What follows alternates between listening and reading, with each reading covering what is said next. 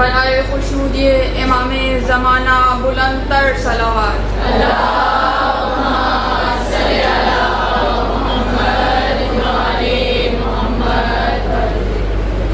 اعوذ باللہ من الشیطان اللعین الرجیم، بسم اللہ الرحمن الرحیم، الحمد للہ الملک الحق المبین، المتصاغر لعظمتہ جبابرۃ الطاغی، المتخاذل لکبریائہ غطاۃ المتمردین، المعترف بحبوبیتہ سائر الخلق اجمعین، الصلاۃ والسلام والتحیات والاکرام علی اشرف الانبیاء والمرسلین وخاتم النبیین سیدنا و مولانا ابوالقاسم محمد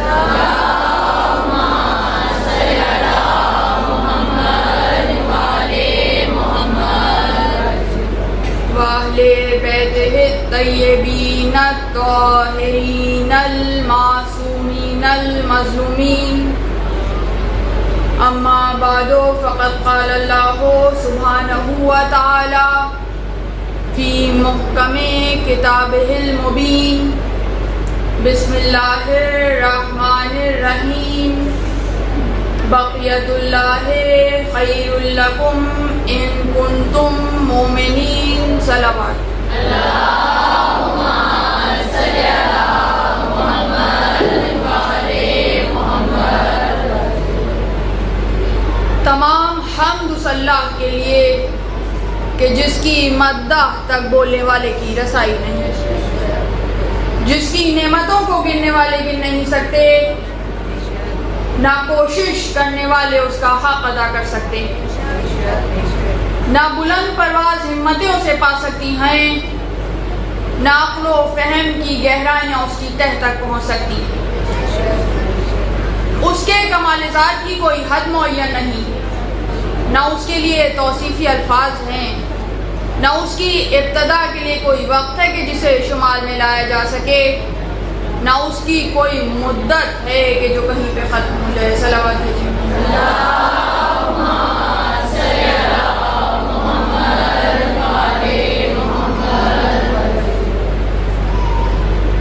آج گفتگو اپنے آخری مرحلے میں داخل ہو گئی اور بامشکل تمام ہمارے پاس یہ گھنٹہ ہے کہ ہم اس میں موضوع کو اپنے طور پہ مکمل کرنے کی کوشش بھی کریں اور جو اہم میسیجز پہنچنے سے رہ گئے ہیں وہ بھی آپ تک پہنچائیں، اور اس کے علاوہ فضائل اور مسائل کا حق بھی ادا ہو، اس لیے کہ یہ بہت اہم ایام ہیں۔ ان ایام کا مومن پورے سال انتظار کرتا ہے، تو بہرحال یہ جتنی ساعتیں بسر ہو رہی ہیں یہ عبادت میں بسر ہو رہی ہیں۔ ذکر محمد و آل محمد کسی طرح سے بھی ہوتا رہے تو وہ عبادت ہے، اور پروردگار عالم ہماری ان عبادتوں کو قبول کرے اور ہمیں اس راہ پہ چلنے کی توفیق عطا فرمائے جو راہ اطاعت قائم آل محمد کی ہے، اور جس کی منزل خود قائم آل محمد کی ذات ہے۔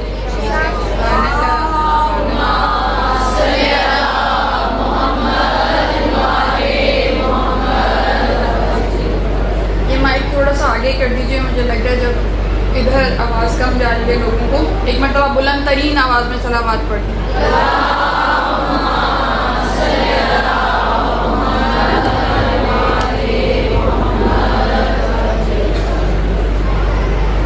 اب تک کی گفتگو میں ہم نے سرنامہ کلام کی آیت کو ملحوظ رکھتے ہوئے کہ جس میں پروردگار عالم ارشاد فرما رہا ہے کہ بقیت اللہ خیر لکم ان کنتم مومنین، کہ اللہ کے پاس جو باقی ہے، بقیت اللہ جو قائم کی ذات ہے، کہ جو قرآنی لقب امام کا ہے وہ تمہارے لیے بہترین ہے اگر تم مومن ہو۔ تو جو چیز ہم سے درکار ہے وہ دراصل مومن ہونا ہے۔ تو پوری مجالس کا خلاصہ، تمام مجالس کا، عشرہ مجالس کا خلاصہ اگر ایک جملے میں سمویا جائے تو وہ یہ ہے کہ ہم سے درکار یہ ہے کہ ہم مومن ہو جائیں۔ تو مومن ہونے کی منزل یہ ہے کہ ہم اطاعت میں اس طرح سے مشغول ہو جائیں اور اس طرح سے خود کو سونپ دیں اس پاک ذات کی بارگاہ میں کہ پھر ہمارا نفس ہمارا نہ رہے، وہ آئینہ بن جائے کہ جس پہ اس نور کی جب تجلی ہو تو ایسی شعائیں منعکس ہوں کہ جس سے پورا جہان روشن اور منور ہو جائے۔ فقط ہماری ذات منور نہ ہو، ہمارے ارد گرد جتنے لوگ ہیں ان کی زندگیوں کو بھی ہم متاثر کریں۔ اگر ہم مومن ہیں، اگر ہم ان کے ماننے والے ہیں تو جو ہمارا ہدف ہے، جو ہمارا گول ہے وہ بلند ہونا چاہیے، بلند ہونا چاہیے۔ چھوٹے موٹے گولز پہ اکتفا نہ کریں، معمولی گولز نہ بنائیں، اس لیے کہ ہم علی کے ماننے والے ہیں۔ علی وہ ہے کہ جس کے نام کے معنی ہی بلند ہیں۔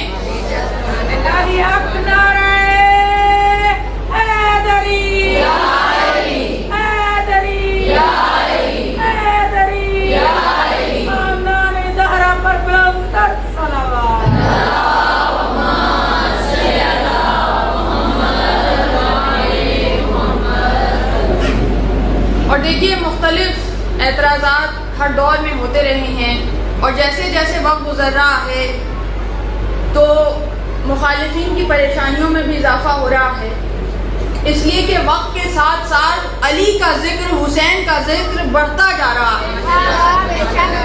ان کی کوششیں بڑھ رہی ہیں کہ کم ہو، مگر ان کی تمام کوششوں کے باوجود بڑھتا جا رہا ہے، بڑھتا جا رہا ہے۔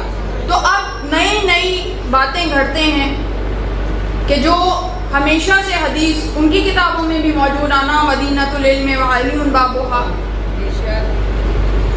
ہر ایک بچے کو ازبر ہے یہ حدیث کہ میں علم کا شہر ہوں، علی اس کا دروازہ ہے۔ تو اب ایک طرف تو وہ حدیثیں لانے کی کوشش کی کہ فلاں کھڑکیاں ہے، فلاں چھت ہے، فلاں اس کا روشن دان ہے۔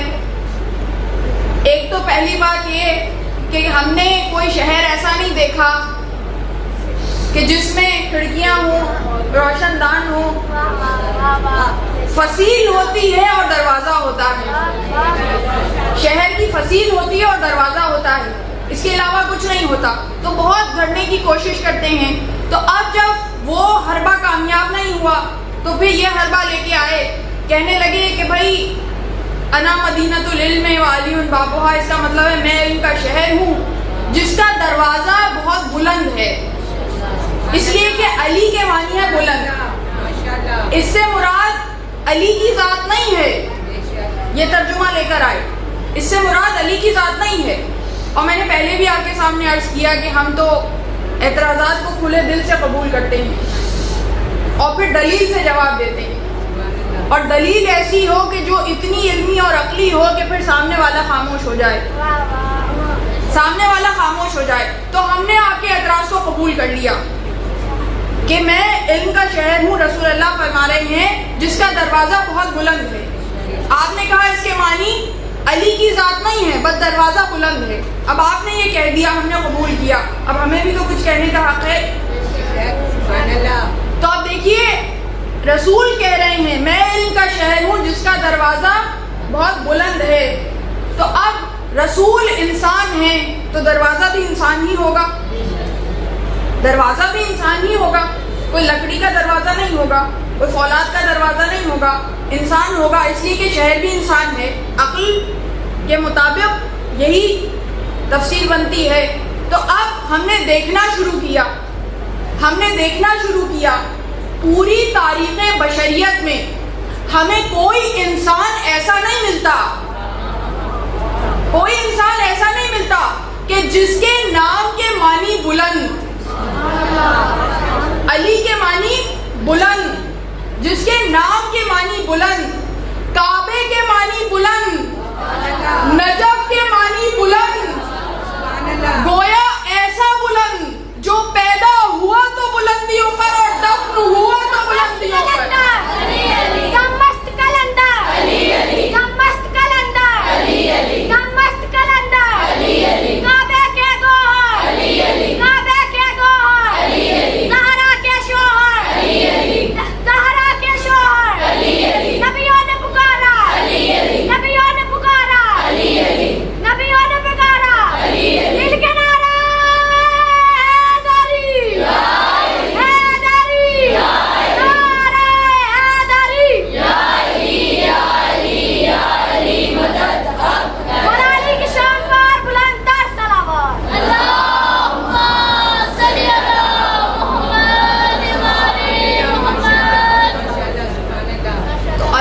بلند ہے کہ جو پیدا ہوا تو بلندیوں پر، دفن ہوا تو بلندیوں پر۔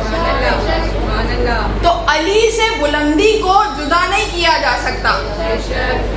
تو ہم مومن ہیں تو ہمارا ہدف بھی بلند ہونا چاہیے، کم ہدف پہ، نچلے ہدف پہ، انفیریئر گولز پہ کمپرومائز نہ کریں، اونچے اہداف بنائیں۔ یہ نہ سوچیں ہم کر پائیں گے یا نہیں کر پائیں گے، یہ سوچیں وہ کروانے والے ہیں۔ اپنی صلاحیتوں پہ بھروسہ یہ غرور کی بات ہے، ان کی صلاحیتوں پہ بھروسہ اور ان کی عطا پہ بھروسہ یہ اطاعت کی بات ہے۔ محمد والے محمد بلند تر صلوات۔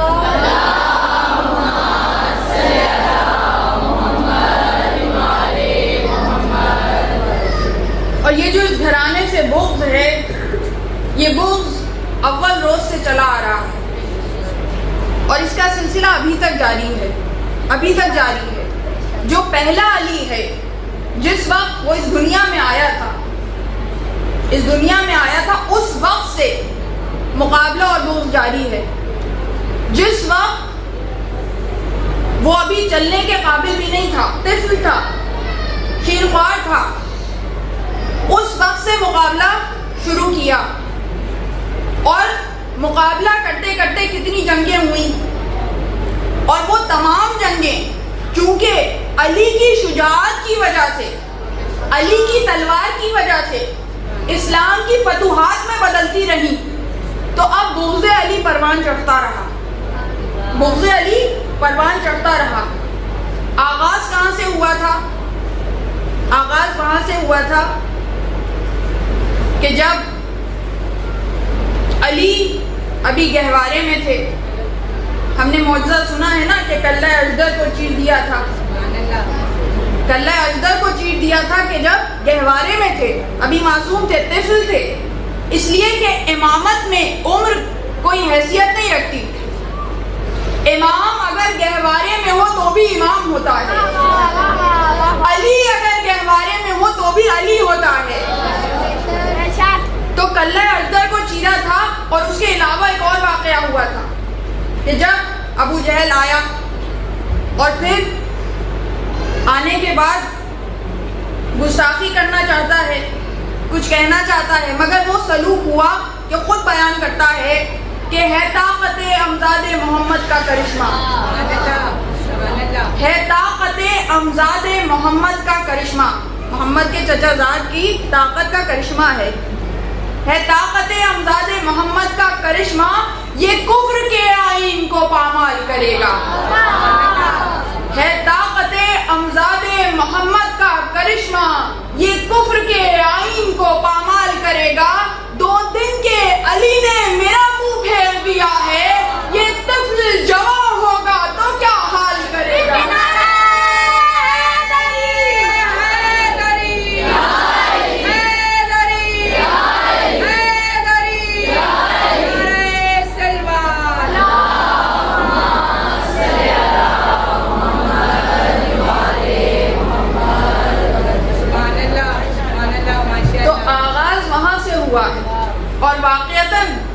واقعتاً جب یہ طفل جمع ہوا تو وہ حال کیا کہ اب اسی کی وجہ سے بوجھ ہے.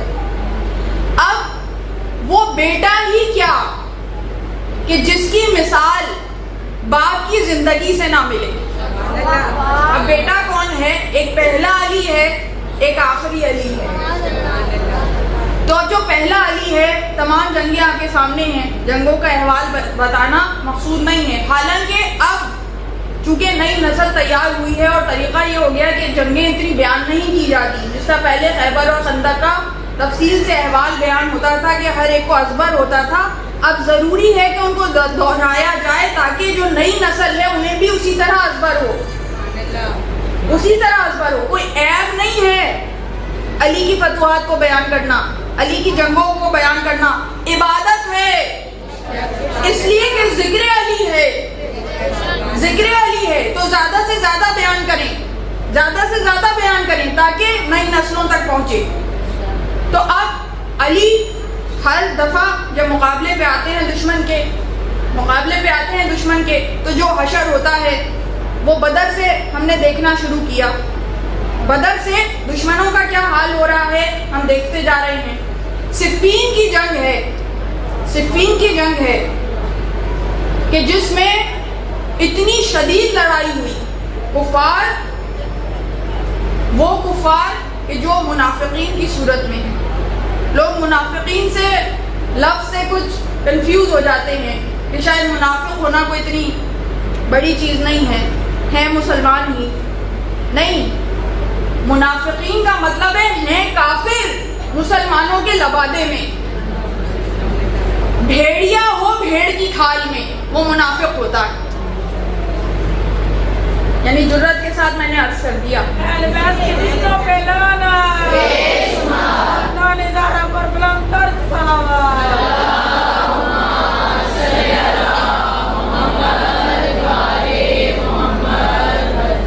تو یہ علی میں ہی جرت ہے کہ جس نے منافقین کا مقابلہ کیا. رسول کی زندگی میں کفار کا مقابلہ کرتے رہے، رسول کے بعد منافقین کا مقابلہ کیا کہ جو مسلمانوں کے لبادے میں مسلمانوں کو سب سے زیادہ نقصان پہنچا رہے تھے. تو صفین کی جنگ ایسی ہی ایک جنگ ہے کہ منافقین سے مقابلہ ہوا، اور طویل ترین جنگوں میں سے ایک جنگ ہے. یہ وہ جنگ ہے کہ عمومی طور پہ رات کو لڑائی جنگوں میں ختم ہو جاتی تھی، روک دی جاتی تھی، سب جا کر آرام کرتے تھے. مگر صفین میں راتوں کو بھی لڑائی ہوا کرتی تھی. لیلۃ الحریر کے نام سے تفصیل موجود ہے کہ جس میں پوری رات جنگ ہوئی. اس طرح جنگ ہوئی کہ جیسے تلواریں اس طرح آپس میں ٹکراتی تھیں جیسے بلیوں کی آوازیں آتی ہیں، تو اسے لیلۃ الحریر کہا گیا. تو اس کی تفصیل تاریخ میں موجود ہے. اب پوری رات جب جنگ ہوئی اور اگلی صبح جو مارے گئے ہیں، جو منافقین ہیں، ان کے کشتے گنے گئے، ان کے کشتے گنے گئے، تو جتنے علی نے مارے تھے، جتنے علی نے مارے تھے اس سے ایک کم علی کے چاہنے والے مالک اشتر نے مارے تھے. ایک کم علی کا ٹرینڈ ہی ہے نا، علی کا دانا بازو ہے مالک اشتر، علی کا غلام ہے مالک اشتر. اسی لیے مالک اشتر کے دل میں یہ خوشی کا جذبہ پیدا ہوا، یہ ناز پیدا ہوا کہ میں اپنے مولا سے قریب ہو گیا. زبان سے کچھ نہیں کہا، زبان سے کچھ نہیں کہا، دل میں خیال آیا، مالک اشتر کے دل میں خیال آیا کہ میں نے علی سے فقط ایک کم مارا تو میں علی کے اپنے مولا کے قریب ہو گیا. وہ گستاخی نہیں ہے، مولا سے قریب ہونے کی خوشی ہے، اور خوشی کا اظہار زبان سے بھی نہیں کیا، دل میں بس خیال پیدا ہوا. وہ علی ہی کیا جو دلوں کا حال نہ جان لے. علی کے سامنے زبان سے کہنے کی ضرورت ہی نہیں ہے. اسی لیے میرے مولا نے مالک اشتر سے پوچھا کہ مالک، کل جو تم تلوار چلا رہے تھے، جو تم کشتوں پہ کشتے گرا رہے تھے، تو کیا تم نے سامنے آنے والے کے سلبوں میں دیکھا، نسلوں میں دیکھا اور پھر تلوار چلائی؟ مالک اشتر نے ہاتھ جوڑ دیے، کہا مولا میں کہاں سلب دیکھتا اسلاف دیکھتا, نسلیں دیکھتا, میرے تو جو سامنے آتا گیا میں مارتا گیا, جو سامنے آتا گیا میں مارتا گیا. یعنی سوال ہی اتنا عجیب ہے. مالک اشتر گھبرا گئے کہ مولا میں کہاں سلموں میں دیکھتا, اسلاف میں دیکھتا, نسلوں کو دیکھتا, میرے سامنے تو جو آتا گیا میں مارتا گیا. اب علی نے کہا مالک میری تلوار نے, دونوں جملے ہیں تاریخ میں, حدیث میں دونوں جو روایتیں ہیں کہ میں نے یا میری تلوار نے, اور اس سے کوئی بعید نہیں ہے. جو تلوار علی کے ہاتھ میں آ جائے, جب ذوالفقار علی کے ہاتھ میں آ جائے تو اس میں بھی یہ صلاحیت ہے کہ میری تلوار نے سامنے آنے والے کی 70 سلموں تک دیکھا, 70 نسلوں تک دیکھا. اگر ایک مومن بھی تھا تو میں نے تلوار کو ہٹا لیا.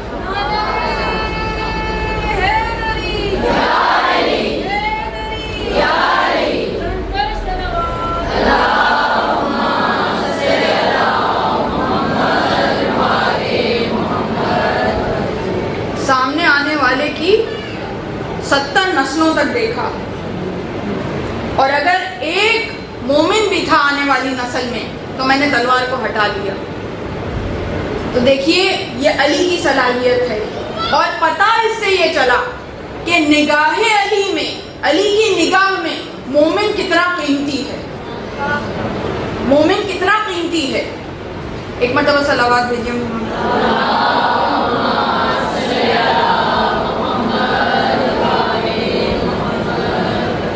روایتیں موجود ہیں تمام مسلمانوں کی کتابوں میں, تمام مسلمانوں کی, چاہے ہماری کتابیں ہیں چاہے اہل سنت کی کتابیں ہیں, جہاں بھی امام مہدی اجل اللہ تعالیٰ فرج الشریف کا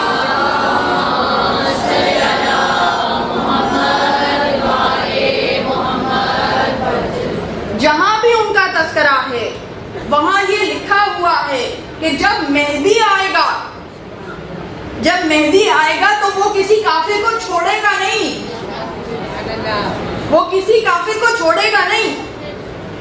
تو جس طرح علی کی نگاہ میں مومن قیمتی ہے اس طرح وقت کے علی کی نگاہ میں بھی مومن قیمتی ہے.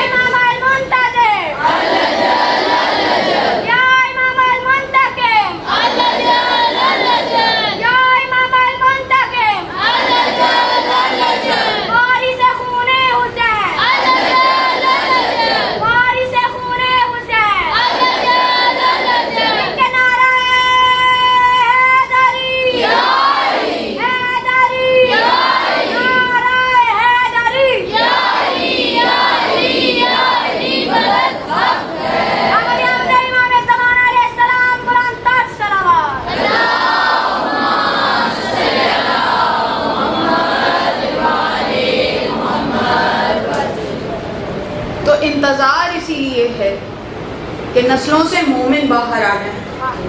مومنین کا انتظار ہے, ہمارا انتظار ہے.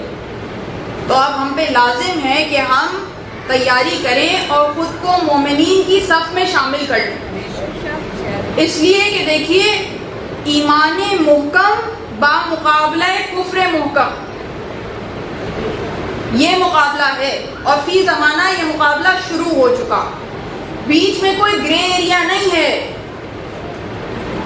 ایسا نہیں ہے کہ مصلحتیں ہوں کہ ان سے بھی ساز باز اور ان سے بھی راہ و رسم نہیں. یا آپ اس صف میں ہوں گے یا آپ اس صف میں ہوں گے. تو آپ خود فیصلہ کر لیجئے کہ کس صف میں جانا ہے. جب یہ فیصلہ ہو جائے, یہ فیصلہ کرنا ہے کہ اس صف میں جانا ہے یا اس صف میں, بیچ میں کوئی صفیں نہیں ہے, بیچ میں کوئی صفیں نہیں ہے. تو ظاہر ہے کہ ہر ایک یہاں موجود کم از کم جو سامعین ہیں, ہر ایک یہ فیصلہ کرے گا کہ ہم نے تو مومن ہی کی صف میں جانا, انشاءاللہ مومن ہی کے صف میں جانا.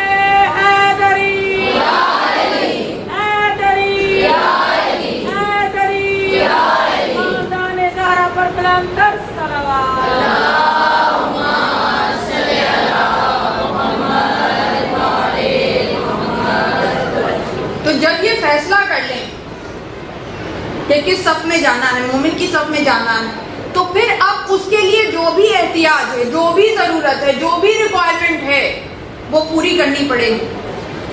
اگر قربانی دینی ہے تو قربانی دینی ہوگی, اور سب سے پہلے جو قربانی دینی ہے وہ اپنے نفس کی قربانی دینی ہے. اس لیے کہ سب سے بڑا دشمن جو ہمارے اور قائم کے درمیان حائل ہے وہ ہمارا خود کا نفس ہے. ہماری یہ چاہتیں ہیں, ہماری یہ عادتیں ہیں, ہماری یہ ایڈکشنز ہیں, یہ سب حائل ہیں. ان کو جب گرا دیں گے تو پھر صرف 1% رہ جائے گا جو باقی کسی سے مقابلہ کرنا ہے, اور اس کے لیے پھر اتنی طاقت آ جائے گی کہ پھر کسی پریشانی کی ضرورت نہیں رہے گی. تو جب آپ نے یہ فیصلہ کر لیا کہ اب کس صف میں جانا ہے, جب یہ فیصلہ کر لیا کہ مومن کی صف میں جانا ہے, مومن بننا ہے, تیاری کرنی ہے, تیاری کرنی ہے, تو پھر اطاعت کا حق ادا ہونا ضروری ہے. حق اطاعت ادا ہونا ضروری ہے. تو دیکھیے اس وقت جو سب سے بڑا فتنہ ہے, اور میں نے آپ کے سامنے عرض کیا, یہ وہ دور ہے کہ جس میں نئے سے نئے فتنے ایجاد ہوتے رہیں گے. اس وقت جو سب سے زیادہ کنفیوژن کریٹ کرنے کی کوشش کی جا رہی ہے وہ یہ ہے کہ ہر طرف سے مختلف آوازیں ہیں. ہر ایک یہ صدا لگا رہا ہے کہ ہم حق والے ہیں, ہم حق کے پرستار ہیں, ہم حق والے ہیں, ہم حق کے راستے پر چلنے والے ہیں, ہم حق کو ماننے والے ہیں. ایسا ہے یا نہیں؟ خود ہماری صفوں میں ہی, شیعت میں ہی کتنے گروہ بن گئے, اور ہر گروہ یہ نعرہ لگاتا ہے کہ ہم حق کے ماننے والے ہیں, ہم حق پہ چلنے والے ہیں, ہمیں فالو کرو, ہمیں فالو کرو. ایسا ہے یا نہیں؟ یہ بھی نشانیوں میں سے ہے, یہ بھی نشانیوں میں سے ہے, یہ گروہوں میں بٹ جانا. لیکن جو سب سے محکم نشانیاں ہیں ان میں سے ایک نشانی یہ بھی ہے کہ جب مولا کا ظہور ہوگا تو پھر مولا انہی سو کالڈ مومنین کے گروہ جو دعویٰ کر رہے ہوں گے کہ ہم ہیں اصل مومن, ہم ہیں حق کے پرستار, ہم ہیں صحیح راستے پر چلنے والے, مولا کی تلوار ان کے سر قلم کرے گی,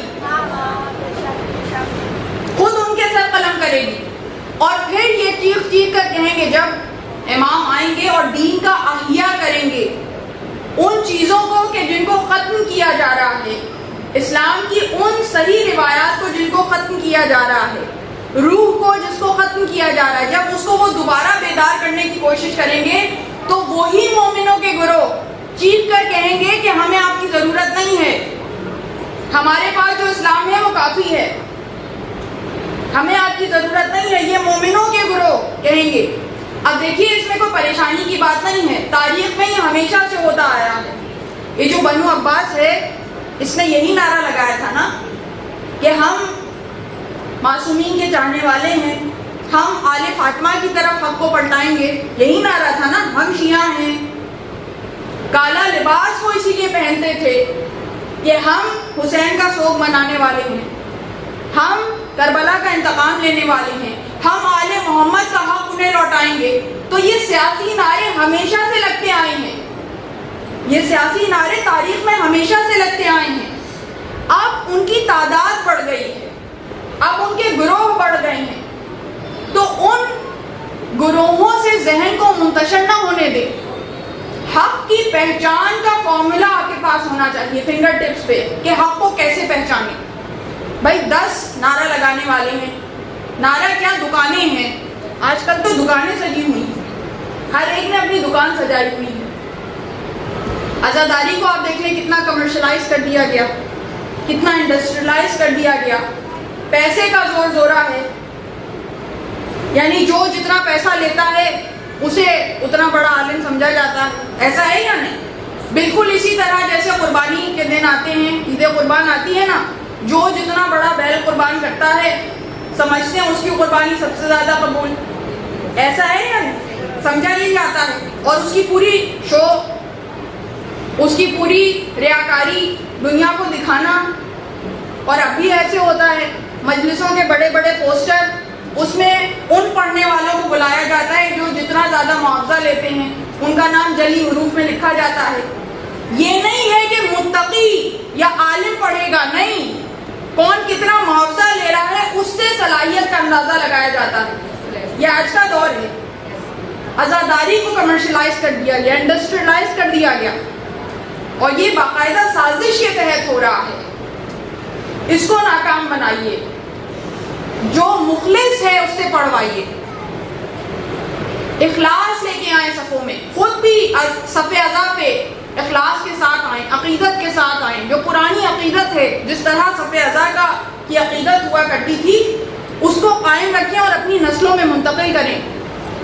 جو جتنا زیادہ شور مچا رہا ہے اس کو اتنا بڑا حسین کا چاہنے والا سمجھا جا رہا ہے. جس کے نوحے میں جتنی زیادہ دھمک ہے,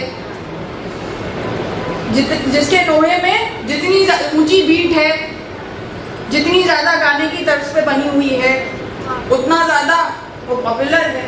ملینز میں ویوز ہیں, جہاں ملینز میں ہوئے ویوز تو بس اس کے پیچھے چل پڑے.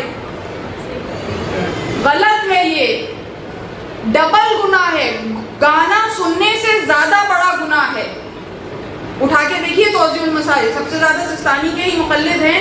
خود آیت اللہ سستانی کا فتویٰ موجود ہے کہ جو نوحہ, مرثیہ, سلام, کوئی بھی ایسی چیز گانے کی طرز پہ بنائی جائے اس کا ڈبل گناہ ہے. اس لیے کہ ایک تو اہانت معصومین کا سبب بنا, دوسرا گانے کی طرز پہ سننے کی وجہ سے گویا ایسے ہی ہے جیسے آپ گانا سن رہے ہیں, تو دگنا گناہ ہے. تو اب یہیں پہ نفس کو مارنے کا, نفس کے امتحان کا سلسلہ شروع ہوتا ہے کہ جو آپ کی پسندیدہ لسٹ ہے, پلے لسٹ, اب اس میں سے نام کاٹنا شروع کریں. بس عادت ہے, پورا سال انتظار کرتے ہیں ان کا البم آئے گا. آپ دیکھیے یوٹیوب پہ ان کا میوزک کی کیٹیگری میں سب کے چینل بنے ہوئے ہیں, جو سب سے پہلے اسلام سے متضاد ہے, تضاد رکھتا ہے, مگر انہوں نے بنائے. کیوں بنائے ہیں؟ کیونکہ اس میں زیادہ پیسہ ہے. تو جہاں پیسے کی طرف دنیا جا رہی ہے, آپ نے پیسے کی طرف نہیں جانا. اس لیے کہ اگر پیسے کے پیچھے جائیں گے تو سمجھے معاویہ کے پیچھے جا رہے ہیں. معاویہ نے بھی تو یہی کیا تھا نا, یہ تسک و احتشام. آج بھی آپ دیکھیں لوگ ذکر کرتے ہیں آپس میں کہ بھائی فلاں مولوی کا اتنا پروٹوکول ہے, اتنی آگے پیچھے گاڑیاں ہوتی ہیں, ایسے گارڈز ہوتے ہیں. یہ پروٹوکول علی کا کبھی ایسا پروٹوکول تھا؟ علی کبھی محافظوں کے ساتھ چلتے تھے؟ ہاں, کسی کو واقعی تھریٹ ہو, حکومت کی طرف سے اسے محافظ دیے جائیں, وہ ایک الگ بات ہے. خود سے اس طرح پروٹوکول رکھنا, یہ پروٹوکول کہاں سے آیا ہے اسلام میں؟ یہ معاویہ کی طرف سے آیا. تو نام زبان پہ علی کا ہو اور تقلید معاویہ کی ہو تو ایسے ہی مومنین کی گردنیں اڑائیں گے امام جب آئیں گے. اب یہ تلخ باتیں ہیں مگر حقیقت یہی ہے. تو اپنی ڈائریکشن صحیح کرنے کی ضرورت ہے. تو حق کو پہچاننے کے لیے 3 ذریعہ اصول میں آپ کو بتا رہی ہوں, فنگر ٹپس پہ آپ کے ہونے چاہیے آسانی کے لیے کہ آپ کیسے پہچانیں. اس لیے کہ ہر طرف باطل ہی باطل ہیں, سینکڑوں گروہ ہیں, اور ہر ایک نعرہ لگا رہا ہے ہم ہیں حق پرست, ہم ہیں حق پہ چلنے والے. اور جتنی اونچی بانگ ہے, جتنی اونچی آواز ہے, انسان سمجھتا ہے یہی حق پرست ہے. نہیں, 3 اصول ہیں. سب سے پہلے جو حق ہوتا ہے وہ مشکل کشا ہوتا ہے. حق ہمیشہ مشکل کشا ہوتا ہے, مشکلات پیدا کرنے والا نہیں ہوتا, پرابلم کریٹر نہیں ہوتا, پرابلم سالو کرنے والا ہوتا. جو حق پرست ہوگا وہ بھی مشکل کشا ہوگا, اس لیے کہ مشکل کشا کے ماننے والے ہیں. تو زندگیوں میں جھلک دکھائی دینی چاہیے. تو جو دین میں ہی اتنی مشکلیں پیدا کر رہے ہوں وہ کیسے حق پرست ہو سکتے ہیں؟ تو حق ہمیشہ مشکل کشا ہوتا ہے. دوسرا اصول حق کو پہچاننے کا, جہاں حق ہوگا وہاں عدل ہوگا. عدل کیا ہے؟ ظلم کا متضاد, ظلم کا اپوزٹ. یعنی اگر ذرہ برابر ظلم ہے تو عدل نہیں پایا جا سکتا, اور جہاں عدل نہ ہو وہاں حق نہیں ہو سکتا. عدل ہونا ضروری ہے حق کے ہونے کے لیے. عدل کیا ہے؟ کوئی کہے انصاف. انصاف کیا ہے؟ ایک چیز میرے پاس آئی, میں نے سب میں برابر تقسیم کر دی. یہ عدل نہیں ہے. عدل ہے جس کا جتنا حق ہے اسے اتنا حق دینا. برابر نہیں ہے, حق کے دینا، حق کو اس کی جگہ پر رکھ دینا عدل ہے. یہ ڈیفینیشن ہے باقاعدہ. بر محمد والے محمد بلند تر صلوات.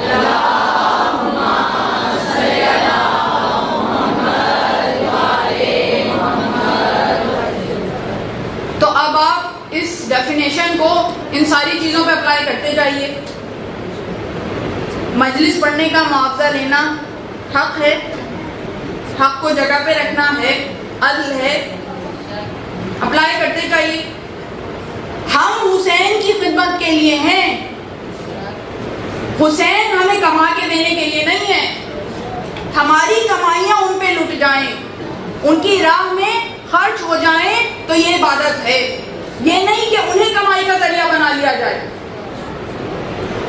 اس طرح اپلائی کرتے جائیے. اب جو بھی یہ نوحے مرثیے ماتم اس میں غلط چیزوں کو شامل کرے، اس کا مطلب ہے کہ حق سے تجاوز کر گیا، عدل سے ہٹ گیا. اس طرح ہر چیز کو اپلائی کرتے جائیے. کوئی بھی حق کا دعوے دار ہے، اس کی شخصیت میں دیکھیے کہ ظلم کرتا ہے یا عدل کرتا ہے، ظلم کرتا ہے یا عدل کرتا ہے. تو دو اصول آپ کے سامنے. حق ہمیشہ مشکل کشا ہوتا ہے، جہاں حق ہوگا وہاں عدل ہوگا. تیسرا اصول، جہاں حق ہوگا وہاں عقل ہوگی، جہاں حق ہوگا وہاں عقل ہوگی. بے عقل لوگ امام کو نہیں چاہیے، بے عقل لوگ نہیں چاہیے. اپنی عقل کو پروان چڑھائیں. عقل ایسا نہیں ہوتا کہ انسان جتنی لے کر پیدا ہوتا ہے بس اتنی ہوتی ہے. نہیں، عقل ایک مسل کی طرح ہے. جیسے جم میں آپ پریکٹس کرتے ہیں، مسلس بلڈ اپ ہوتے ہیں، جتنی ایکسرسائز کرتے ہیں اتنے مسل بنتے ہیں. اسی طرح جتنی عقل استعمال کرتے ہیں اتنی عقل بڑھتی چلی جاتی ہے. تو مومن ہمیشہ عاقل ہوتا ہے. جہاں حق ہوگا وہاں عقل ہوگی، اور عقل حق کو پہچاننے کے لیے بھی ضروری ہے، اور عقل پچھلے دو اصولوں کے لیے بھی ضروری ہے. دیکھیے، جس کے پاس عقل نہیں ہے وہ کسی کی مشکل کو حل کر سکتا ہے، پرابلم سالو کر سکتا ہے، پرابلم کریٹ تو کر سکتا ہے، سالو نہیں کر سکتا، سالو نہیں کر سکتا. اسی طرح جس کے پاس عقل نہیں ہے وہ عدل کر سکتا ہے، اسے تو ڈیفینیشن ہی نہیں سمجھ میں آئے گی. تو جہاں حق ہوگا وہاں عقل ہوگی. یہ تین اصول ہیں، تین اصول ہیں. اب ہم نے دیکھنا شروع کیا پوری تاریخ بشریت میں، پوری تاریخ بشریت میں ہمیں کوئی ایک ایسا نہیں ملتا سوائے ایک کے، کوئی بھی ایسا نہیں ملتا سوائے ایک کے، جس کے بارے میں صرف دوستوں نے نہیں، دشمنوں نے کہا، مخالفین نے کہا. ڈاکٹر مرتضیٰ ملک ہمارے مسلک سے ان کا تعلق نہیں تھا، اہل سنت کے عالم تھے، یہیں لاہور کے عالم جنہیں قتل کر دیا گیا تھا. انہوں نے یہ جملہ کہا تھا کہ یہ فقط علی کی خصوصیت ہے، یہ فقط علی کی خصوصیت ہے کہ جب کبھی بھی کوئی علی کے مقابلے میں آیا، حق ہمیشہ علی کے ساتھ تھا.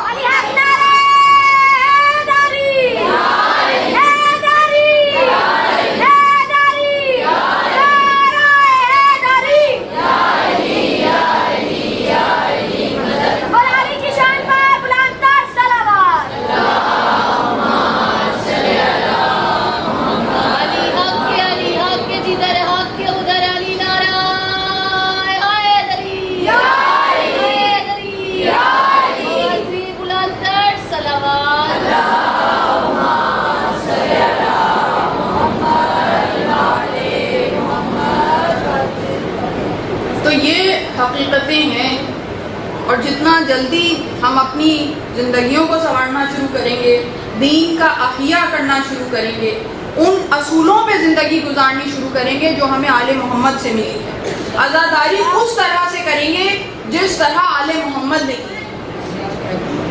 اگر اس طرح ہم کرنا شروع کر دیں گے تو احیاء دین کا شروع ہو جائے گا.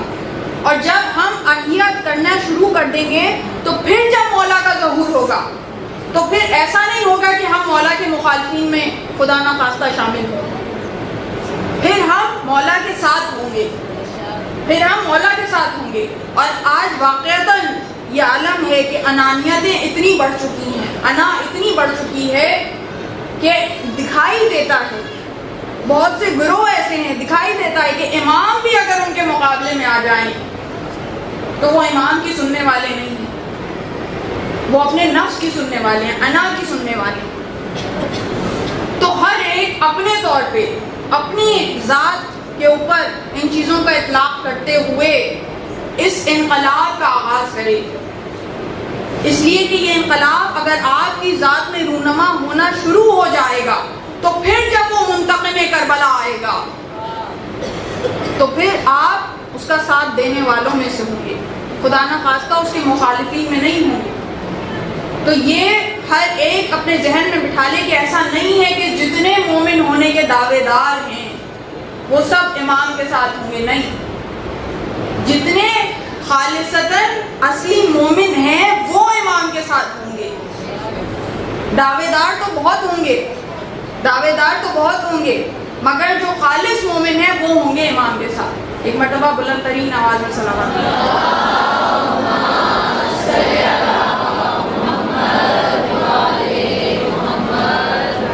اور گھڑی پہ نگاہ جاتی ہے تو پتہ چلتا ہے کہ پورا پہر گزرنے والا ہے اور فضائل علی تمام نہیں ہو سکتے،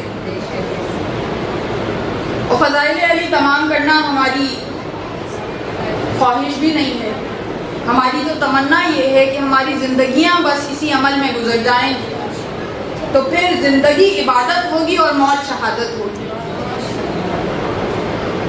تو جو پیغام آپ تک پہنچانا تھا آج تھوڑا سا ثقیل تھا، تھوڑا مشکل تھا، لیکن اپنی سی کوشش کی ہے کہ وہ اصول زرعی اصول حق کو پہچاننے کے آپ تک منتقل ہو جائیں۔ اور یہ منبر حسینی کا اعجاز ہے کہ چند لمحوں میں اتنے دقیق مسائل، اتنے مشکل مسائل اتنی آسانی سے منتقل ہو جاتے ہیں۔ اس میں ہمارا کوئی کمال نہیں ہے، اس منبر کا کمال، اس منبر کا اعجاز ہے، اس کا معجزہ ہے۔ اور ایک اور نسخہ جو ساتھ لے کر جائیے، اس لیے کہ جس دور میں ہم سانس لے رہے ہیں اس کے متعلق معصوم کی حدیث موجود ہے کہ فقط اسی کا دین سلامت رہے گا کہ جو حفاظت دین کے لیے اس دعا کو روزانہ پڑھے۔ اور مستند ترین روایات میں یہ دعا موجود ہے، یا اللہ ہو یا رحمان ہو یا رحیم ثبت قلبی علی دینک۔ آسان سی دعا ہے، دیکھیے اللہ کے 3 نام، یا اللہ، پھر یا رحمان یا رحیم، یہ دونوں یا رحمان یا رحیم تو بسم اللہ میں بھی آتے ہیں، تو اس سے اٹیچ کر لیجیے، آسانی سے یاد رہیں گے، یا اللہ ہو یا رحمان ہو یا رحیم ہو۔ ثبت کے معنی کیا؟ ثابت قدم رکھنا، جو صبر کی ڈیفینیشن میں بھی میں نے آپ کو بتایا کہ صبر اصل کیا ہے؟ ثابت قدم رہنا۔ تو ثابت قدمی سے ہے ثبت۔ قلب کسے کہتے ہیں؟ دل کو۔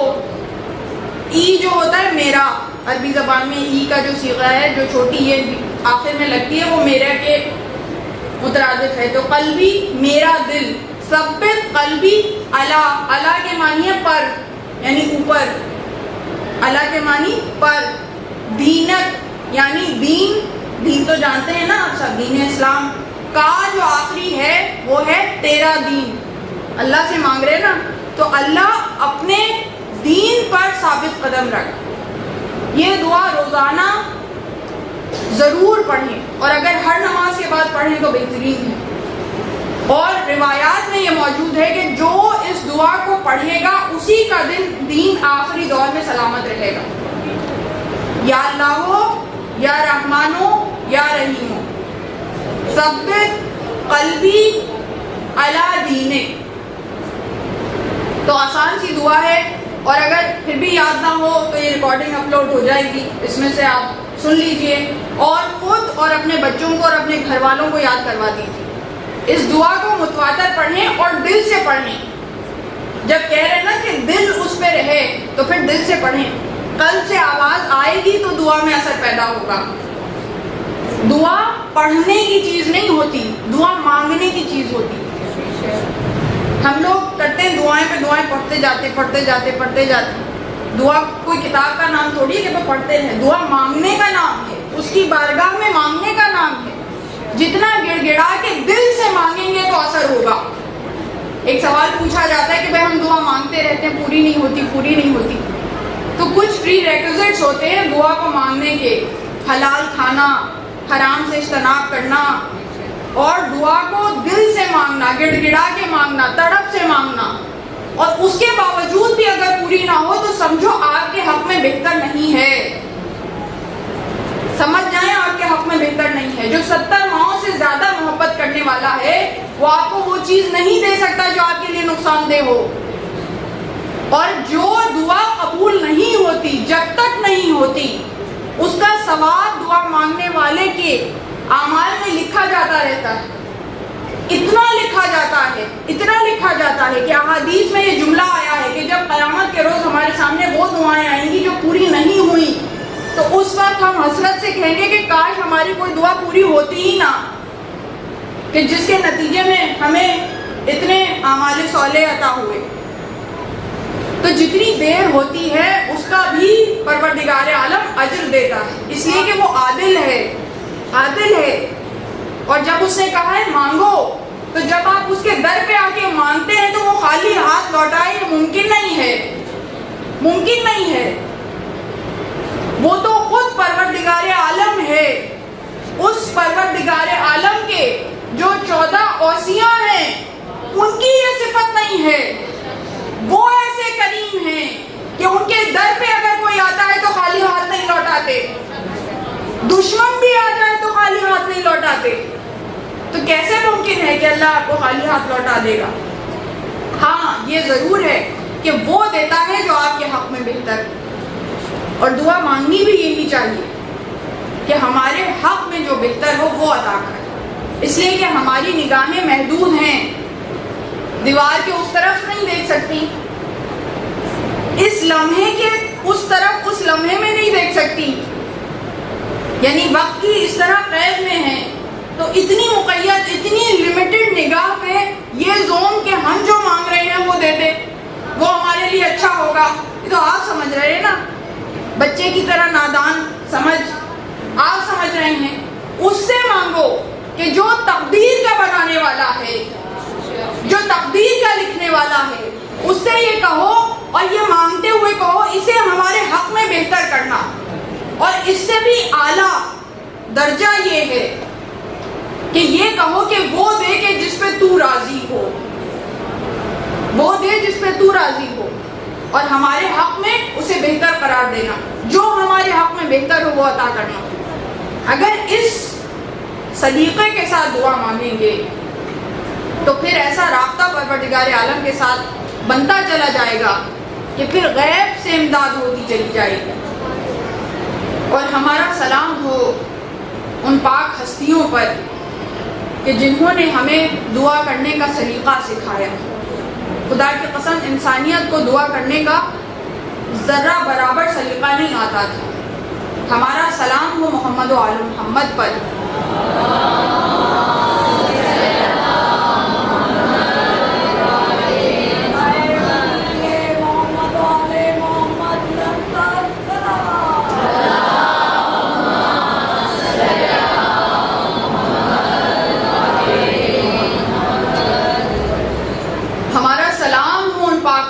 پر کہ جنہوں نے زنجیریں سنبھال کر نمازیں پڑھنا سکھایا, جنہوں نے ہمیں پروردگار کی بارگاہ میں دعا کرنے کا سلیقہ بتلایا. اگر وہ نہ ہوتے تو نہ ہمیں نمازیں پڑھنے کا سلیقہ آتا, نہ دعا کرنے کا سلیقہ آتا. تو بس ان کی بارگاہ میں انہی کو وسیلہ قرار دیتے ہوئے پروردگار عالم کی بارگاہ میں دعا کریں. ممکن نہیں ہے کہ وہ خالی ہاتھ لوٹائے, ممکن نہیں ہے. اور آج اس کا تذکرہ کرنا ہے کہ جو پورے خاندان بنی ہاشم کا فخر تھا, جس کے چہرے کی زیارت کرنا ہر ایک اپنے لیے فخر سمجھا کرتا تھا. اس لیے کہ جب نبی اس دنیا سے چلے گئے, امام حسین کا جملہ کہ جب کبھی ہم نبی کے چہرے کی زیارت کرنا چاہتے تھے تو ہم علی اکبر کے چہرے کو دیکھیں۔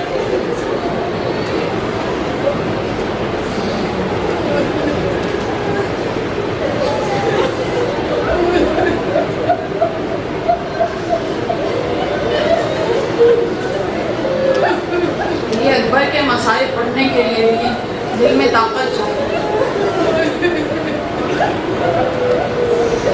علی اکبر کی جوانی 18 برس کا کڑیل جوان، صرف یہی مصیبت بہت بڑی ہے، اور اس پہ ہم شکل پیغمبر ہونا۔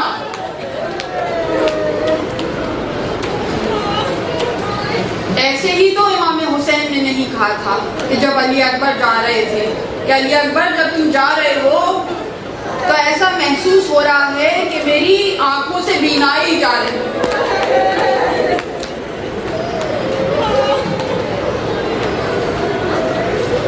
جوان بیٹے کا جنازہ اٹھانا ایک عام بات کے لیے اتنا مشکل ہے، اور جب علی اکبر جیسا بیٹا، بہت بڑی قربانی، بہت بڑی قربانی ہے۔ اسی لیے بار بار علی اکبر اذن جہاد کی اجازت کے لیے آتے ہیں اور اجازت نہیں ملتی۔ کون روک رہا ہے؟ امام حسین تو چاہتے ہیں سب سے پہلے علی اکبر کو قربان کرو، مگر جو حسین کے چاہنے والے ہیں، حسین کے ساتھی ہیں، آگے آ جاتے ہیں، گردنوں پہ تلواریں رکھ کے کہتے ہیں کیسے ممکن ہے کہ ہم زندہ رہیں اور علی اکبر قربان ہو جائے؟ کیسے ممکن ہے؟ قربانیوں پہ قربانیاں ہوتی رہیں، قربانیوں پہ قربانیاں ہوتی رہیں، یہاں تک کہ اب جب فقط حضرت عباس ہیں اور علی اکبر ہیں اور 6 ماہ کا صغیر ہے، چند ہی لوگ رہ گئے کہ جو حسین پہ قربان ہونے کے لیے باقی ہیں۔ ایسے میں علی اکبر اس وقت آئے۔ اب دونوں طرح کی روایتیں موجود ہیں۔ ایک روایت یہ بھی ہے کہ امام حسین نے سب سے پہلے قربانی پیش کی، اور واقعتاً اس میں کوئی شک نہیں ہے کہ امام کی نیت یہی تھی کہ سب سے پہلے علی اکبر کی قربانی پیش کرو۔ امام وہ تھوڑی ہے کہ جو قربانی میں پیچھے رہ جانے والے ہوں۔ کربلا کا میدان تو وہ میدان ہے جس میں جو پہلے قربان ہو گیا اس کی مصیبت ختم ہو گئی، جو جتنا بعد تک رہا اس نے اتنی صعوبتیں سہی، اور میرا سلام ہو اس حسین پر کہ جس نے ہر مصیبت کا غم، ہر قربانی کا غم اپنے دل پر سہا ہے، اور صرف قربانیاں پیش نہیں کی، جب شدید زخمی ہو کر سپاہی زمین پر آتے تھے، چاہے کوئی بھی تھا، چاہے اپنے گھر کا بچہ تھا، چاہے حسینی سپاہی تھا، چاہے جون جیسا غلام تھا، سب سے پہلے سرحان حسین موجود ہوتے تھے۔ حسین جیسا آقا اور علی اکبر جیسا بیٹا بار بار اجازت مانگتے ہیں۔ مختصراً یہ کہ امام حسین نے کہا کہ جاؤ اپنی ماں سے اجازت لو، اپنی ماں سے اجازت لو۔ اب وہ ماں جس نے پیدا کیا ہے اس کے پاس آئے، اور ہمارا سلام ہو کربلا کی ماؤں پر، با معرفت ماؤں کے با معرفت بچے، کہ ام لیلا نے کہا کہ مجھ سے اجازت نہ لو، اس سے اجازت لو جس نے تمہیں 18 برس پالا ہے۔ اب زینب کبریٰ کی خدمت میں آئے، سلام کیا، جواب سلام دیا، مگر چہرے کو پھیر لیا۔ علی اکبر تڑپ کے کہتے ہیں کہ پھوپھی اماں آج تک ایسا نہیں ہوا کہ میں آپ کی خدمت میں آیا ہوں، سلام کیا ہو اور آپ نے منہ پھرا لیا ہو۔ کہا علی اکبر میں جانتی ہوں تم کیوں آئے ہو۔ ایک مرتبہ اپنا سر زینب کی گود میں رکھ دیا، زینب کبریٰ کی گود میں اپنا سر رکھا اور کہا پھوپھی اماں میں فقط ایک مسئلے کا حل پوچھنے آیا ہوں، ایک سوال کا جواب پوچھنے آیا ہوں۔ زینب کبریٰ متعجب ہو گئی، حیران ہو گئی، کہا اس وقت میں تمہارا کیا مسئلہ حل کر سکتی ہوں؟ پیغمبر نے کہا پھوپھی اماں یہ بتائیے کہ دادی فاطمہ کا رتبہ زیادہ بلند ہے یا آپ کا مقام زیادہ بلند ہے؟ یا آپ کا مقام زیادہ بلند ہے؟ ایک مرتبہ زینب کبریٰ تڑپ گئی، کہنے لگی کہ کہاں سیدۃ النساء العالمین فاطمہ الزہرا، کہاں میں ادنا سی کنیز، میرا اور ان کا کیا مقابلہ؟ کہا پھوپھی اماں جب قیامت کے دن محشر کے میدان میں دادی فاطمہ